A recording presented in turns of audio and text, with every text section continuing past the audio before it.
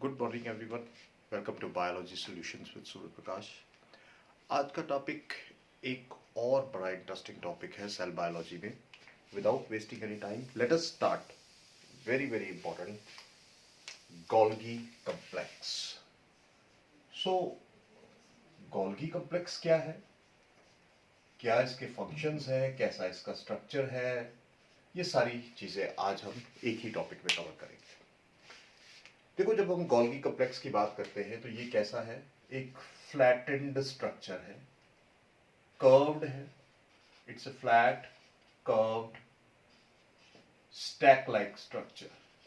Stack like structure यानी कुछ ऐसे कंपोनेंट्स हैं जो एक के ऊपर एक, जैसे चपातियों की एक तय लगी होती है एक के ऊपर एक, बिल्कुल वैसा स्ट्रक्चर है। कौन कौन से कंपोनेंट्स होते हैं इसमें, चलिए हम वो भी बात कर लेते हैं। So there are 4 components. Cisternae में,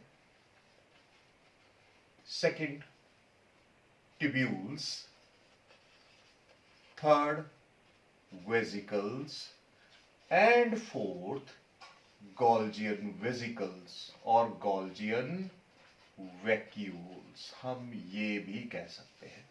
तो यहां हमें अल्टीमेटली 4 चीजें यहां दिखाई दे रही हैं जो इसके स्ट्रक्चर को कंप्लीट करती हैं।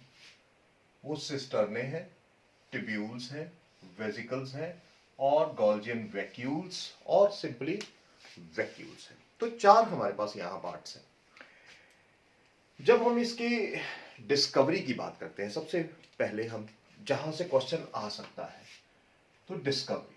देखिए, सबसे पहले हम 2-3 साइंटिस्ट के नाम याद रखिए जो एग्जामिनेशन पॉइंट ऑफ व्यू से बड़े ही इंपॉर्टेंट है।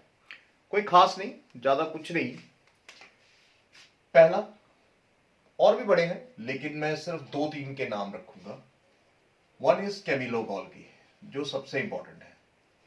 Camillo Golgi. नाउ, इसका नाम क्यों इंपॉर्टेंट है, क्योंकि इसने सबसे पहले इसको ऑब्जर्व कहां किया था। He observed in the nerve cells of barn owl and cat। देखिए, सबसे पहले इसने यहां इन 2 एनिमल्स में इनको सबसे पहले ऑब्जर्व किया था, इन स्ट्रक्चर्स को। और इसीलिए इसका बहुत बड़ा, इसीलिए इसके नाम पर ही देखिए कैमिलो गोल्गी, सबसे पहले यही था। इससे पहले जॉर्ज ने भी किया था पर उसे इतना नहीं पता लगा था, लेकिन कैमिलो गोल्गी एक ऐसा साइंटिस्ट था जिसने सबसे पहले इन 2 एनिमल्स में इसको ऑब्जर्व किया सही तरीके से। Now the name, the most important is कि नेम किसने दिया। The name was given by name Golgi complex. Naturally ये नाम है, तो ये नाम जो गोल्गी कॉम्प्लेक्स है ये किसने दिया। इट वॉज गिवन बाय, कुछ भी कह लो, मैं इसको काजल ही कहता हूं और काजल कह सकते हो, कुछ भी, CAGAL। सो काजाल ने इसको सबसे पहले क्या है, इसका नाम दिया था। इसने बेसिकली इनको गॉबलेट सेल्स में डिस्कवर किया था और इनको कहा it is the Golgi complex and the detailed electron microscopic structure. So the detailed electron microscopic structure, so ये किसने, who are these? They were by Dalton and Felix.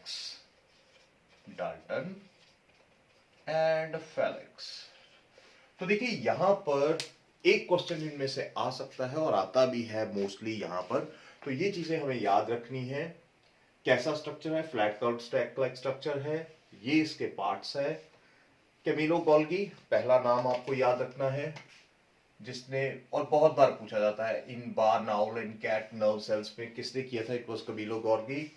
Then the name Golgi complex was given by Cajal and the detailed electron microscopic structure was given by Dalton and Felix। तो I hope आपको ये पहला part तो सही तरीके से समझ आया, डिस्कवरी वाला। अब हम बात करते हैं कि इसकी लोकेशन कहां होती है। चलिए लोकेशन की बात कर लेते हैं। देखो यार, लोकेशन कहां है। जितने भी सेल ऑर्गेनेल्स हैं, इतना तो इनका हमें पता है कि ये कहां प्रेजेंट है। They are present in the eukaryotic cell. Eukaryotic cells में ये प्रेजेंट होते हैं, लेकिन एक्सेप्ट अब कुछ यूकैरियोटिक सेल्स हैं जिनमें नहीं होते। जैसे हमने अभी तक आपने देखा कि आरबीसीज इनमें नहीं है। Then there are certain structures like sperm cells of bryophytes and pteridophytes. इसके बारे में हमने पढ़ना है अब आगे। सो ब्रायोफाइट्स एंड टेरिडोफाइट्स में तो थोड़ा सा आप कॉन्सेप्ट को याद रखिए कि किस तरह से चलना है। इनमें नहीं है। और sieve tubes of cells, sieve tube of plant cells. तो देखिए ये जो ऐसे स्ट्रक्चर्स है जहां पर आपको ऐसे यूकैरियोटिक सेल्स है, कुछ ऐसे जिनमें नहीं होता है। ऑलमोस्ट ऑल सभी यूकैरियोटिक सेल्स में है, लेकिन ये जो यहां पर हमने कुछ लिखे हैं इनमें ये प्रेजेंट नहीं होता है। इसके अलावा आप देखते हो यहां भी नहीं है। क्या यहां होते हैं? So in prokaryotic cells Golgi complex are absent, क्योंकि वहां तो कोई सेल ऑर्गेनेल ही नहीं होती। तो इसका मतलब कि यहां तो होंगे ही नहीं, बात ही खत्म हो गई। क्लियर है मेरी बात? अब हम इसकी देखते हैं कि अल्टीमेटली इसकी जब हम लोकेशन देखते हैं तो अब हम देख लेते हैं इसकी पोजीशन, कि पोजीशन कैसी है इसकी। देखो कुछ मैंने इसको कुछ चेंज किया है इसको पढ़ाने के लिए। सो आई होप आपको पसंद आएगा और समझ आएगा। सबसे बड़ी बात है क्योंकि एकेडमिक पे मैं बहुत ज्यादा जोर देता हूं और वही मेरी नीट की तैयारी होती है। पोजीशन। अब अगर हम इस पोजीशन की बात को करें तो दो तरह की पोजीशन हो सकती है। या तो वो लोकलाइज्ड हो सकती है या डिफ्यूज्ड हो सकती है। अब लोकलाइज्ड पोजीशन क्या है? लोकलाइज्ड पोजीशन है हमारे पास ये सेल है, ठीक है, और यहां एक सेल और है। मैं ऐसे ही हल्का फुल्का इन दोनों में डिफरेंस बता देता हूं। लोकलाइज्ड पोजीशन है, ये हमारे पास न्यूक्लियस है, ठीक है, और ये हमारे पास एक और न्यूक्लियस है। पर है, समझ गए होंगे, ये प्लांट सेल है, मान लो ये एनिमल सेल है। अब लोकलाइज्ड पोजीशन में क्या होता है कि जो जो गोल्गी कॉम्प्लेक्स है ये न्यूक्लियस और प्लाज्मा मेम्ब्रेन के पास ही होता है, और यानी इन बिटवीन द न्यूक्लियस, और in this way stack like structure की फॉर्म में होता है, इस तरह से, ठीक है। और अगर आप ध्यान दो तो इसका ये न्यूक्लियस और साइटोप्लाज्म, न्यूक्लियस और सेल मेम्ब्रेन के बीच में होता है, इन बिटवीन। और ऐसे गोल्गी कॉम्प्लेक्स की पोजीशन को हम कहते हैं लोकलाइज्ड पोजीशन। जब हम डिफ्यूज्ड की बात करते हैं, so they are diffused, their stacks और सिस्टर्ने आर प्रेजेंट सिंगली। वो इस तरह से प्रेजेंट होंगे, कोई इधर होगा, कोई इधर होगा, कोई इधर होगा, तो इसकी कोई पर्टिकुलर पोजीशन नहीं होगी। So present as single stacks. So mostly ये कहां प्रेजेंट होते हैं डिफ्यूज में? In plant cells. Plant cells में भी होते हैं, इन्वर्टिब्रेट्स में भी होते हैं। इन्वर्टिब्रेट्स में भी आपको डिफ्यूज्ड गोल्गी कॉम्प्लेक्स मिलेगा। क्लियर है? तो अब एक चीज देखो कि यहां पर in plant cells they are known as, हम यहां पर इन्हें क्या कहते हैं, क्योंकि सिंगली प्रेजेंट है, थोड़ा डिफ्यूज्ड नेटवर्क है, यहां लोकलाइज्ड है, इकट्ठे हैं, सभी मिलकर रह रहे हैं। सो ये जो है दे आर, यहां पर तभी इसे कहते हैं dictyosomes. In plant cells the Golgi complex is known as dictyosomes. तो ये चीज आपने ध्यान में रखनी है। तो ये अभी तक आई होप आपको ये चीजें, इनमें से आपका एक एमसीक्यू, दो एमसीक्यू बड़े आराम से हो सकते हैं। अगर इनमें से कोई भी एमसीक्यू, एक भी एमसीक्यू आता है तो मुझे लगता है कि यहां से आपका क्लियर हो जाएगा। चलिए बोर्ड रब करते हैं और इसके नंबर और स्ट्रक्चर की तरफ चलिए। अब जब हम नंबर की बात करते हैं ना, तो नंबर क्या है इनका, vary according to organisms, vary according to organism, varies, हम ऐसा कहेंगे नेचुरली। एक दो एग्जांपल्स, जैसे जब हम बात करते हैं इंसेक्ट सेलेवरी ग्लैंड्स की, कुछ इंपॉर्टेंट एग्जांपल्स हैं इंसेक्ट सेलेवरी ग्लैंड्स में। These are present in thousands, many thousands, ऐसा भी नहीं कि थाउजेंड्स, इन मैनी थाउजेंड्स। तो देखिए, जब हम बात करते हैं एक एल्गा की, which is an aquatic alga, aquatic plant, so that is कारा। देखिए, हम सभी जानते हैं एक्वेटिक प्लांट है ना, एक्वेटिक एल्गा है। सो एल्गा में, इस कारा में ऑलमोस्ट, अब किसी ने गिने तो नहीं है, but there are about 25,000 approx Golgi complex are present. So number जो है ना, नंबर वेरी कर सकता है ऑर्गेनिज्म टू ऑर्गेनिज्म, और ये कोई पूछने वाली बात भी नहीं है कितने होते हैं, नोबडी नोज। इसके बाद दूसरी चीज जो यहां इंपॉर्टेंट आती है गोल्गी कॉम्प्लेक्स के बारे में, वो क्या है, वो है कि यहां पर जब हम गोल्गी कॉम्प्लेक्स का स्ट्रक्चर ड्रॉ करते हैं और इसको समझने की कोशिश करते हैं, मैं इसीलिए अपने आप को थोड़ा सा पीछे कर रहा हूं ताकि आपका ध्यान जो है ना बोर्ड की तरफ रहे, क्योंकि मैं हमेशा डायग्राम उसी वक्त ड्रॉ करता हूं साथ साथ। अब देखो, ये हमारे पास कर्व्ड सैक्स है, ठीक है, इनके एंड्स कुछ इस तरह से सोलन होते हैं, फ्लैटेंड सैक्स है, कुछ इस तरह से होते हैं, फिर यहाँ पर कुछ ये हम इस तरह से ले लेते हैं थोड़े से, सो अलग अलग, मैं बीच में कुछ चेंजिंग करूंगा। सो लेकिन फिलहाल अभी जल्दी से हम जैसे जैसे स्ट्रक्चर आएंगे वैसे वैसे मैं इनको चेंज करता जाऊंगा, ठीक है।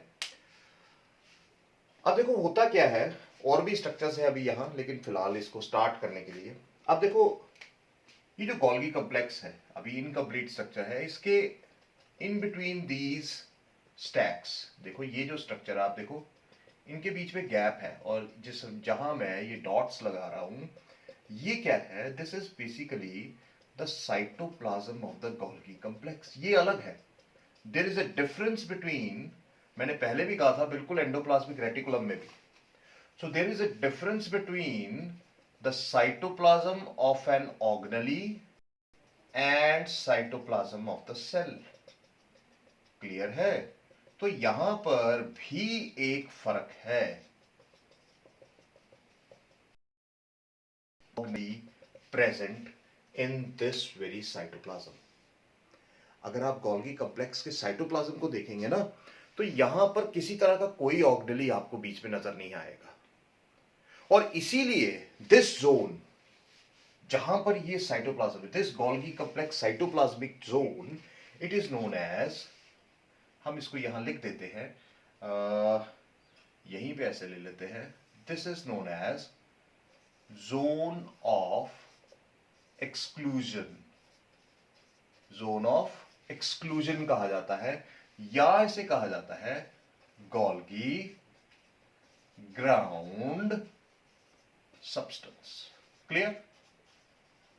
अब इसके बाद अब आगे चलते हैं, आगे अब हम आ जाता है स्ट्रक्चर। चलिए अब स्ट्रक्चर की बात कर लेते हैं।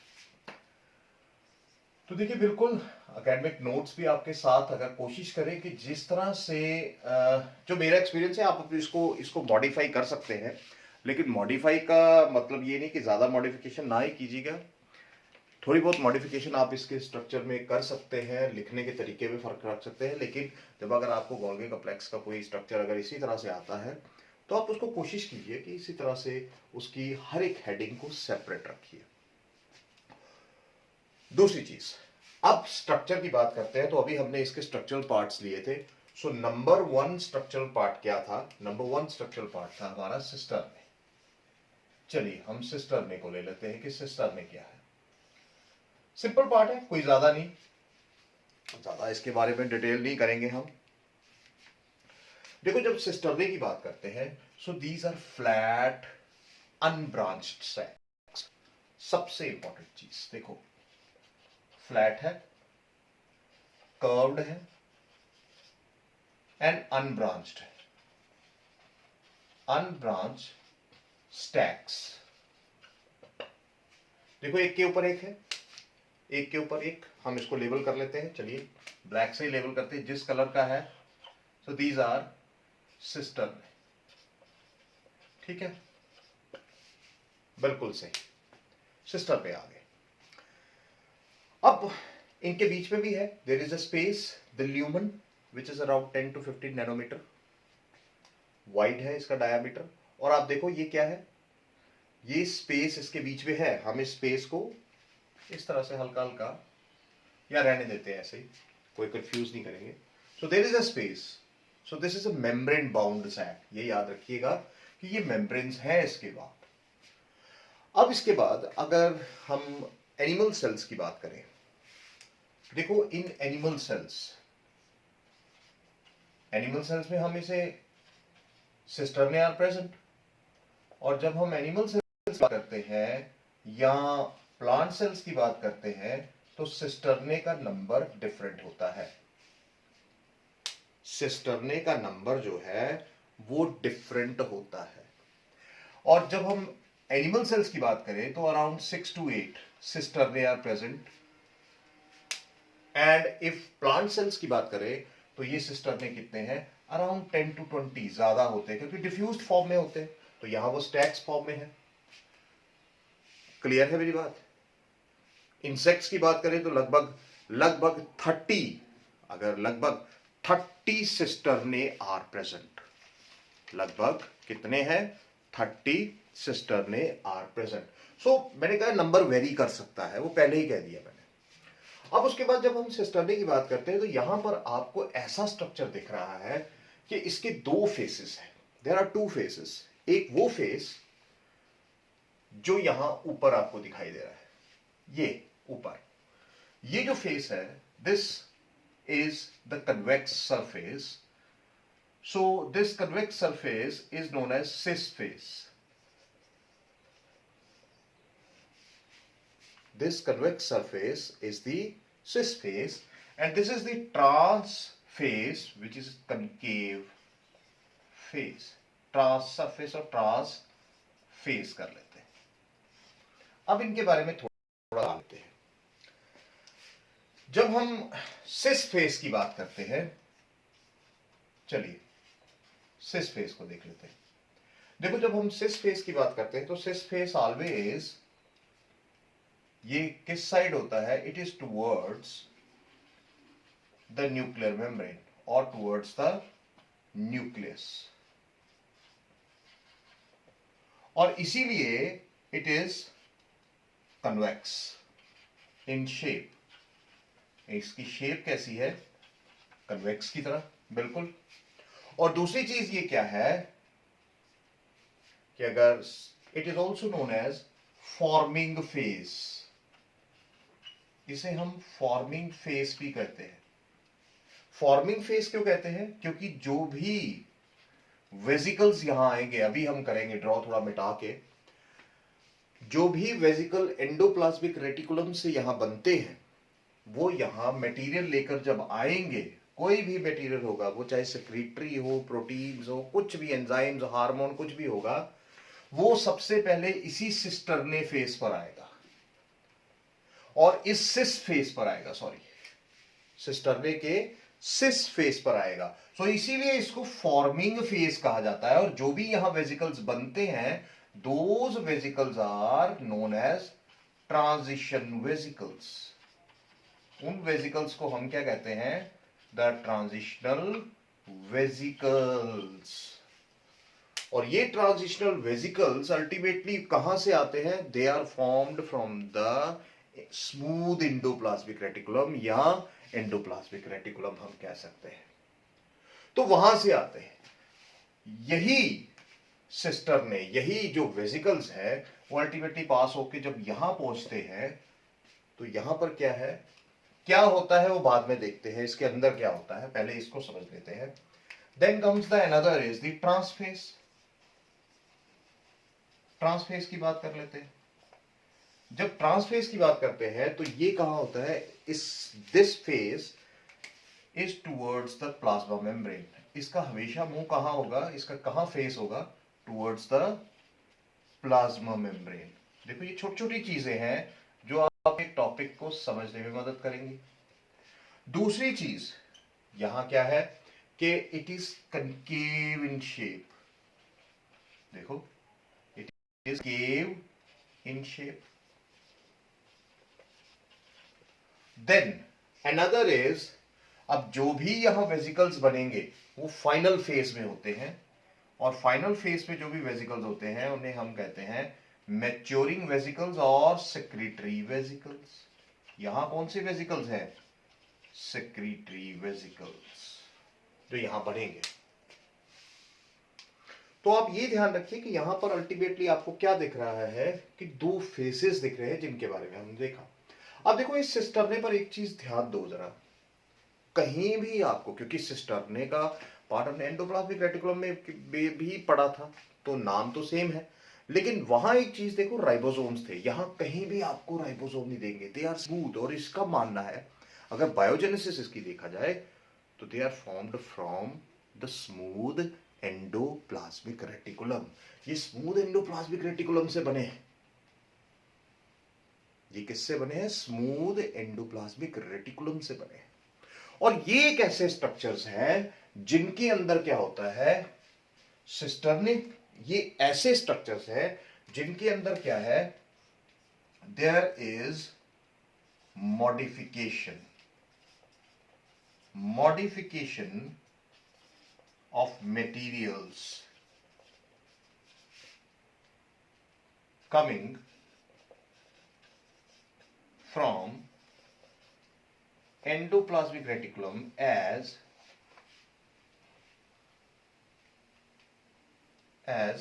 modification of materials coming from endoplasmic reticulum as transition vesicles, as transition vesicles. देखो ये एक इंपॉर्टेंट फंक्शन, का फंक्शन भी साथ साथ ही डिस्कस कर लेते हैं क्योंकि टॉपिक आज लंबा होगा, वीडियो आज लंबा होगा, लेकिन अगर आप बने रहेंगे तो आपको बहुत बढ़िया से समझ आएगी। अब देखो यहां क्या है, modification of materials coming from endoplasmic reticulum as transition vesicles. और मैंने अभी कहा था कि हम इसकी बात करते हैं, ठीक है, इसकी बात करते हैं। चलो मिटा लेते हैं, फिर थोड़ा सा काम करते हैं। चलिए अब देखो यहां क्या हो रहा है, जो भी ट्रांजिशन वेसिकल्स हैं वो कहां से आ रहे हैं। ये देखो अगर हम ऐसा मान लेते हैं कि ये न्यूक्लियर मेम्ब्रेन है, इसको हम ये न्यूक्लियर मेम्ब्रेन बना देते हैं, ठीक है। और यहां पर क्या है, ये हमारा एंडोप्लाज्मिक रेटिकुलम आ गया, ठीक है।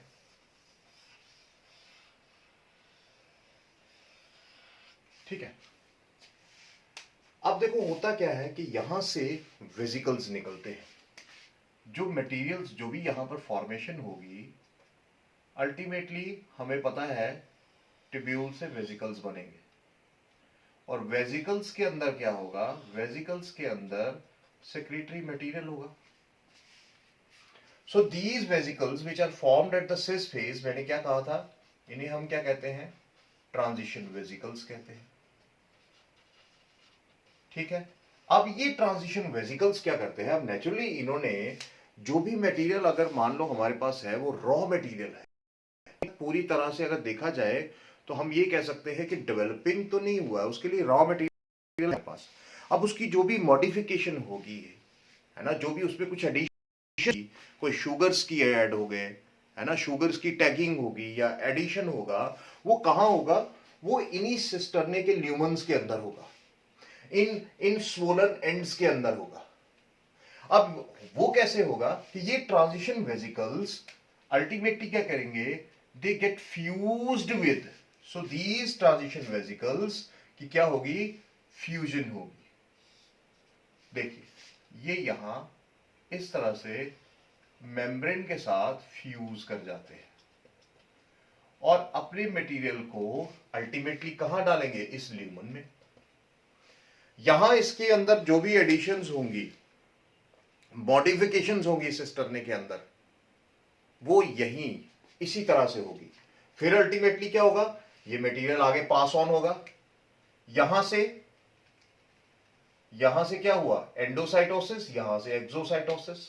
तो हम ऐसा मान लेते हैं होते जा रहा है, अगला यहां पहुंच गया, आप ये मटेरियल यहां पहुंच गया, ठीक है, और अल्टीमेटली यहां पे हम पहुंचा, तो ये इस तरह से यहां पहुंच गया। तो आप देखो एंडोसाइटोसिस एंड एक्सोसाइटोसिस दोनों हो रही हैं, क्लियर है, और मॉडिफिकेशन ऑफ मटेरियल्स यहां अंदर ल्यूमन के अंदर हो रही है। और जो मटेरियल यहां पहुंचा, अब इसको हम थोड़ा सा अलग कर लेते हैं, जो मटेरियल यहां पहुंचा वो क्या पहुंचा, वो एज देखो वेसिकल्स, वो यहां पहुंच गया।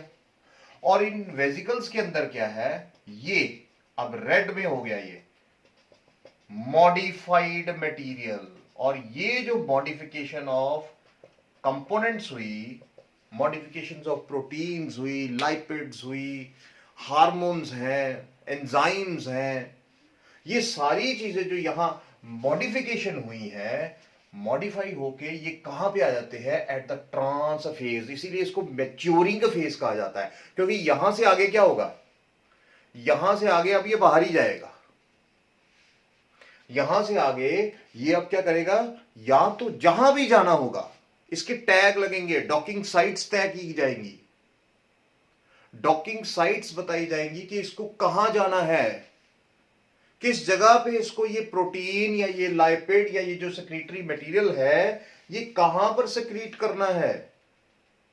और अल्टीमेटली अगर इसे सेल के बाहर जाना है तो एक्सोसाइटोसिस होगी।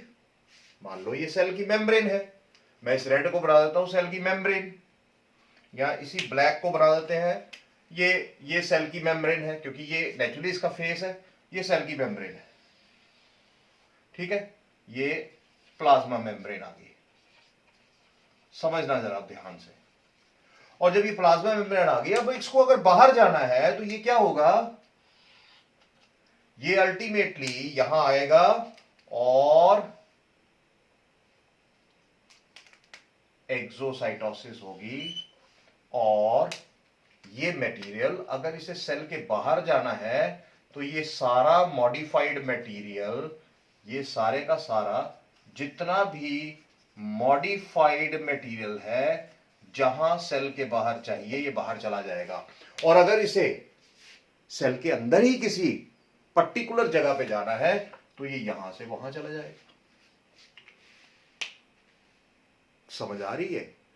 तो ये सारा फंक्शन जो है, ये जो सारा काम है, वो इस मैच्योरिंग फेज के बाद यहां से शुरू होता है, एंडोप्लाज्मिक रेटिकुलम से, सिस फेज से, अल्टीमेटली कहां पहुंचता है, इस ट्रांस फेज पे। और ये जो वेसिकल्स यहां अल्टीमेटली ट्रांस फेज पे बनते हैं, इन्हें हमने वही कहा ना जो मैंने शुरू में कहा, these are known as secretory vesicles, जो मैच्योरिंग फेज पे बनते हैं, इसीलिए इन्हें सेक्रेटरी वेसिकल्स कहा जाता है।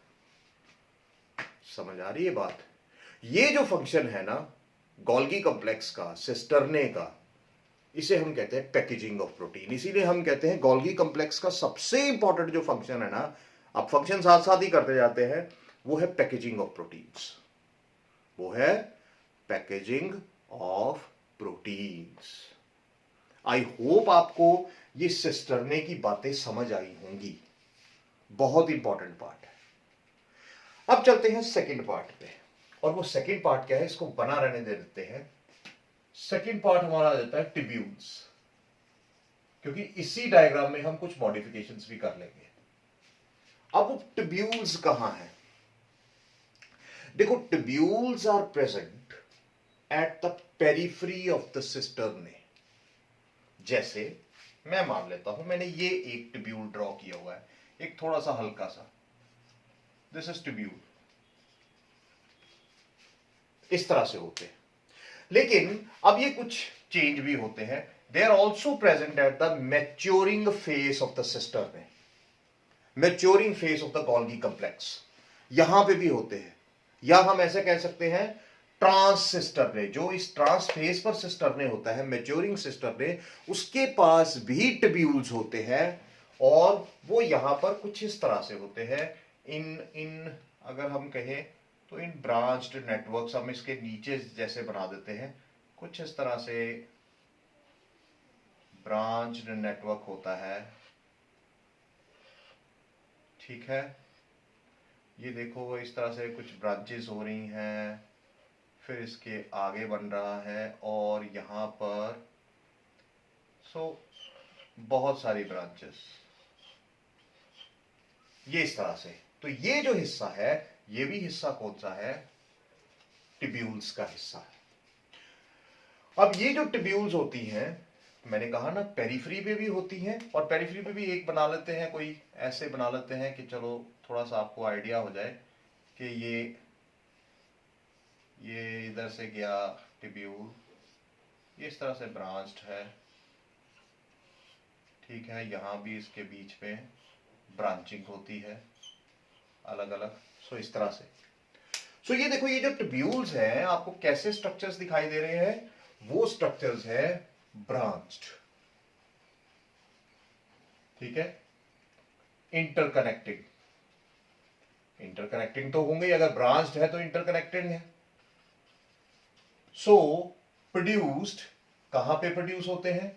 एट पेरिफेरी, एट पेरिफेरी और ट्रांस फेस ऑफ सिस्टर्न,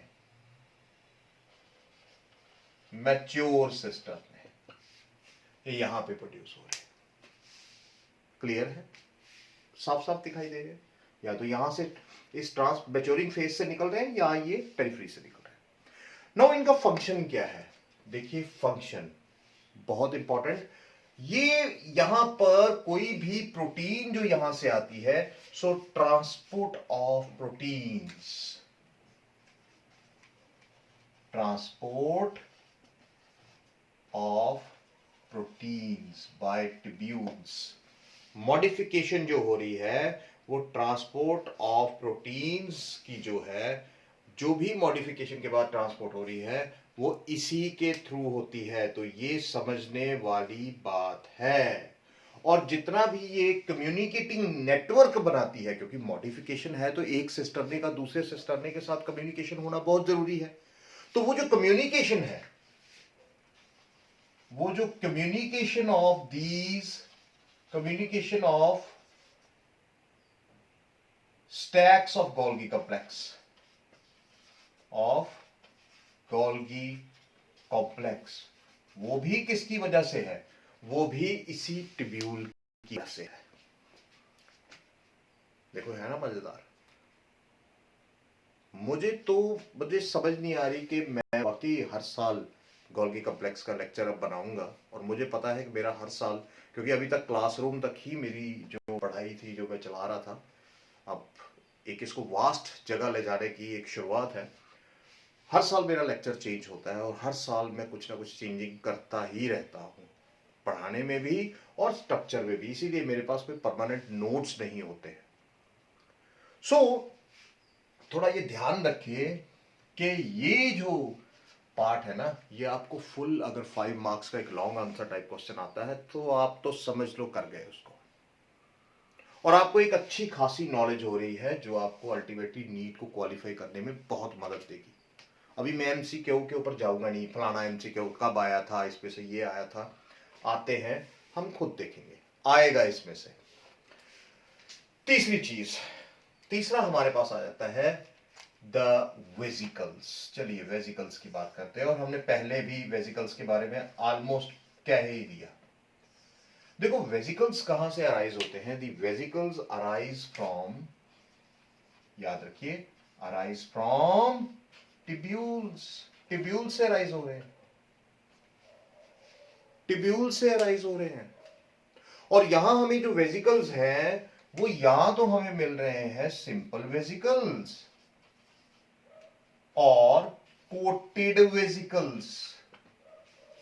देखो यहां ये सिंपल वेसिकल्स है, और अगर इसी वेसिकल को यहां एक वेसिकल इसी को ले लेते हैं, ये एक वेसिकल है, और अगर इसके बाहर मैं कुछ इस तरह से कर दूं, एक कोट बना दूं, this becomes the coated vesicle। तो यहां हमें दो तरह के वेसिकल हैं और दोनों का फंक्शन अलग है,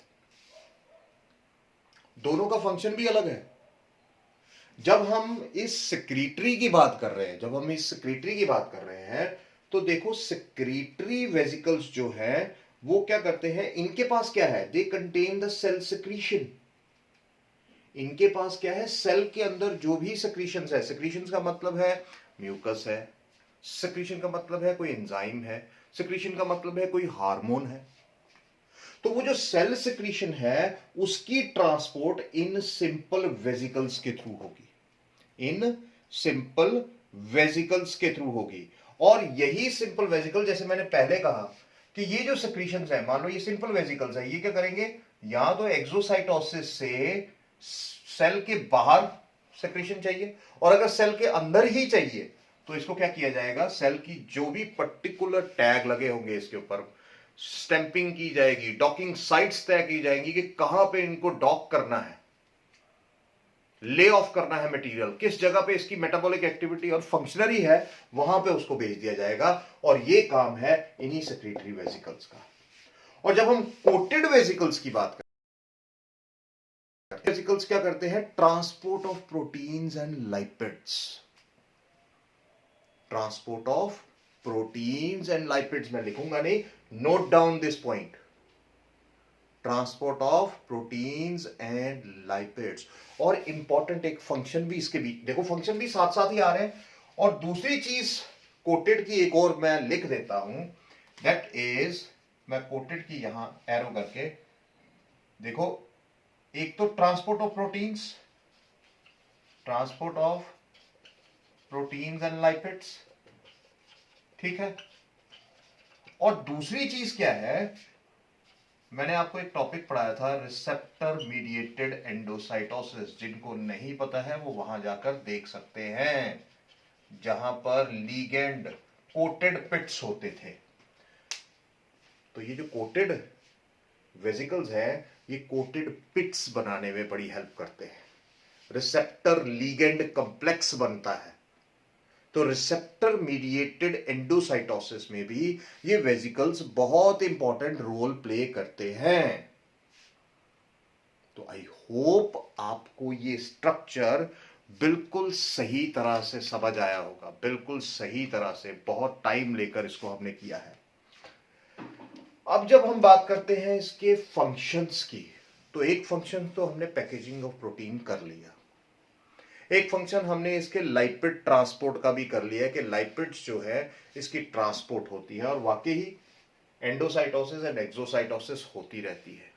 और इसी वजह से देखो क्या हो रहा है, अगर इस स्ट्रक्चर को देखा जाए तो formation of the cell membrane भी हो रही है, न्यू मटेरियल्स आर एडेड। अब ये जो वेसिकल की मेम्ब्रेन है वो नेचुरली इस वाले सिस्टर्ने के साथ जुड़ेगी, जब यहां से ये एक्सोसाइटोसिस निकालेगी तो इस मेम्ब्रेन का हिस्सा निकलेगा, और अल्टीमेट जैसे ये निकल रहा है, निकल गया, लेकिन ऊपर से जब यहां पर ये एंडोसाइटोसिस होगी तो ये मटेरियल कहां जुड़ेगा, ये मटेरियल यहां पर जुड़ जाएगा, यहां से निकला यहां जुड़ गया। तो ये एक तरह से क्या है, देखो दिस इज, ये एक ऐसा स्ट्रक्चर है, एक ऐसा एक फंक्शन है। क्या हो रहा है कि यहां से मटेरियल जा रहा है, देखो यहां से मटेरियल जा रहा है, यहां से जा रहा है, अल्टीमेटली वो कहां पहुंच रहा है, वो इस यहां तक पहुंच रहा है और फिर आगे जा रहा है।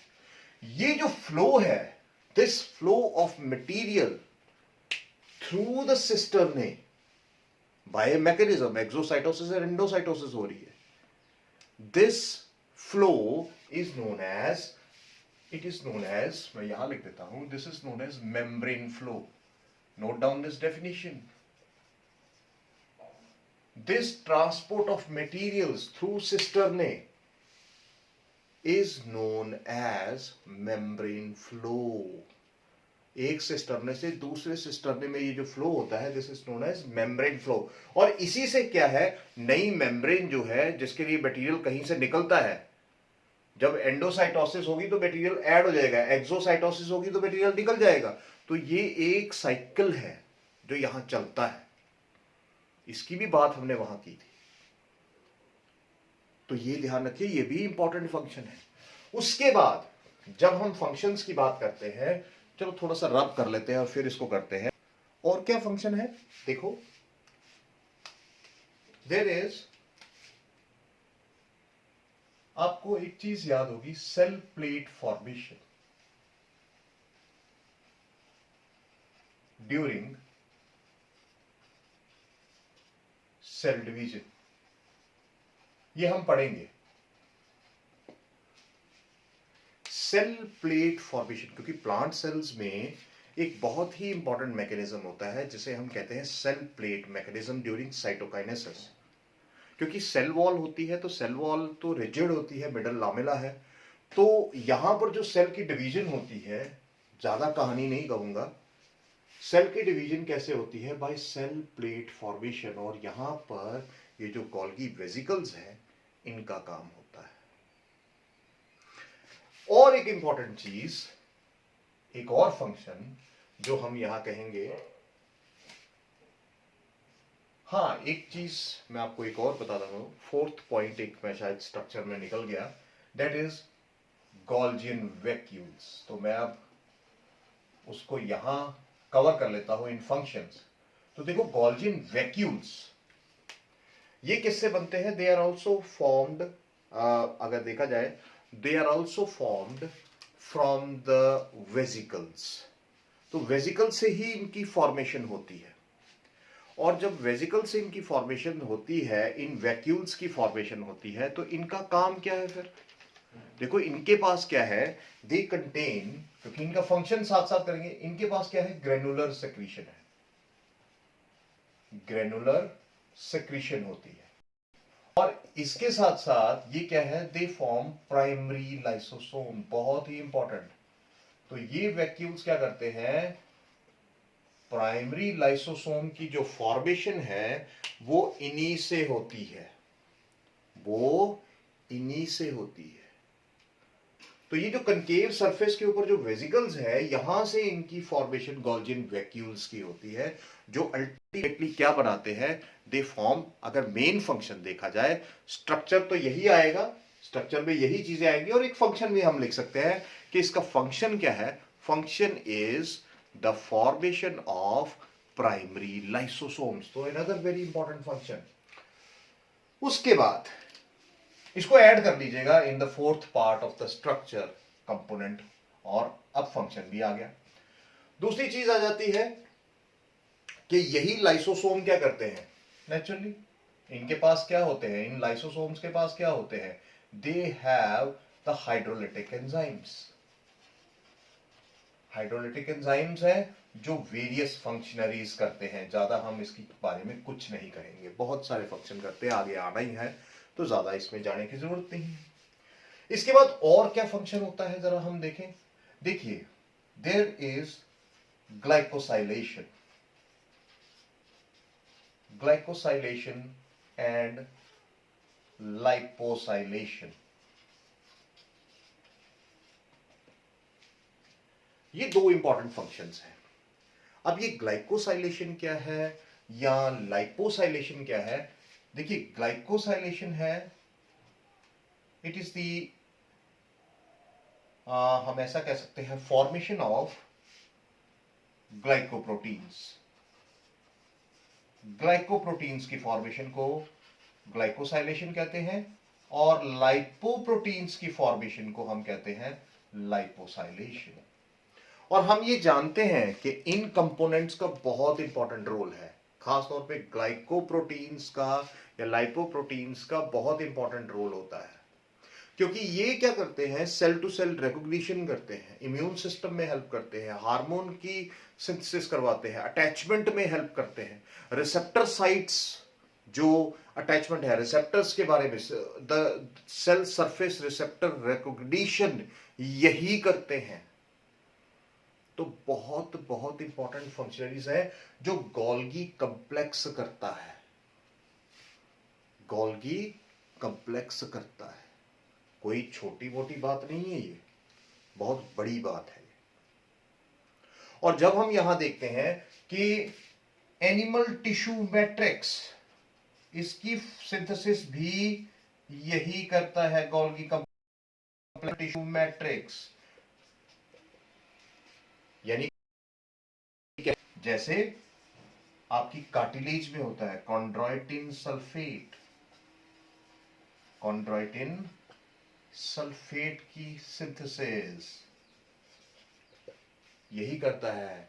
और हमारे सेल्स के अंदर बहुत ही इंपॉर्टेंट सीमेंटिक मटेरियल होता है हाइलुरोनिक एसिड, इसकी सिंथेसिस भी यही गोल्गी कॉम्प्लेक्स करवाता है। छोटी बात है। स्पर्म के अंदर, ह्यूमन स्पर्म के अंदर there is a part called acrosome, वहां पर एक्रोसोम की प्रेजेंस होती है, एक्रोसोम पार्ट। और ये एक्रोसोम पार्ट स्पर्म के हेड में होता है। और इसका फंक्शन क्या है, क्योंकि इसके पास है द स्पर्म लाइसेंस, और ये लाइसेंस अल्टीमेटली क्या करते हैं, lysis of egg membranes, egg membranes ये करते हैं। तो ये जो स्पर्म लाइसेंस है, ये जो स्पर्म्स है जिनके अंदर लाइसेंस क्या है, एंजाइम्स है। अब कौन से एंजाइम्स है, 3 होते हैं, वहां नहीं जाएंगे, सिंपली इतना याद रखो कि ये स्पर्म लाइसेंस है। और ये स्पर्म लाइसेंस कर क्या रहे हैं, क्योंकि स्पर्म को फ्यूज करना है, एग मेम्ब्रेन, एग के अंदर जाना है, उस सेकेंडरी oocyte को तोड़ना है, सेकेंडरी oocyte के पास पहुंचना है, उसकी आगे डिवीजन करवानी है, ऊटिड बनाना है उसका, फिर आगे जाके कहीं जाइगोट बनेगा, उसकी नहीं है। तो ये सारा काम इसी एक्रोसोम के अंदर, ये जो स्पर्म लाइसेंस होते हैं यही होते हैं। लेकिन ये अगर ये नहीं बनेगा तो ये कैसे होगा, तो इसका मतलब ये हुआ कि ये जो सेक्रोसोम है इसकी फॉर्मेशन कौन करवाता है। हम 12th के जब लेक्चर शुरू होंगे आप देखोगे इन फर्टिलाइजेशन, वहां पढ़ेंगे एक्रोसोम फॉर्मेशन, वो गोल्गी वेसिकल्स करते हैं, pro acrosomal granules of Golgi body करते हैं। ज्यादा दूर नहीं जाएंगे, यहीं पे रहेंगे। आपका ये ग्रेजुएशन के लिए भी काम आ सकता है जितना हम पढ़ रहे हैं, और भी बहुत सारी चीजें हैं, बट 12th लेवल के लिए इतना तो आपको नीट के लिए करना ही पड़ेगा, इतना तो करना ही पड़ेगा। अब उसके बाद देखो, एक्रोसोम के बाद हमारे पास आ जाती है the cell wall formation. Cell wall के अंदर कार्बोहाइड्रेट कंपोनेंट्स हैं, वो क्या है, अगर आप सेल वॉल के अंदर, अगर हम सेल वॉल के अंदर देखें तो सेल वॉल के अंदर हेमीसेलुलोज है, ठीक है, पेक्टिन्स हैं, है ना, कुछ कार्बोहाइड्रेट कंपोनेंट्स लाइक ग्लैक्टोज होता है। इन सभी की सिंथेसिस कौन करवा रहा है, इन सभी की सिंथेसिस यही गोल्गी कॉम्प्लेक्स करवाता है, गोल्गी कॉम्प्लेक्स करवाता है। तो देखो बहुत सारे फंक्शंस हैं जो आपने आज किए। So I hope you like the lecture, you will support the lecture. इसको ध्यान से देखिए, आपका इसमें सारा एकेडमिक पार्ट कवर हो गया, सब कुछ कवर हो गया। Do subscribe, like, comment, and this motivates. Keep motivating. Thank you very much.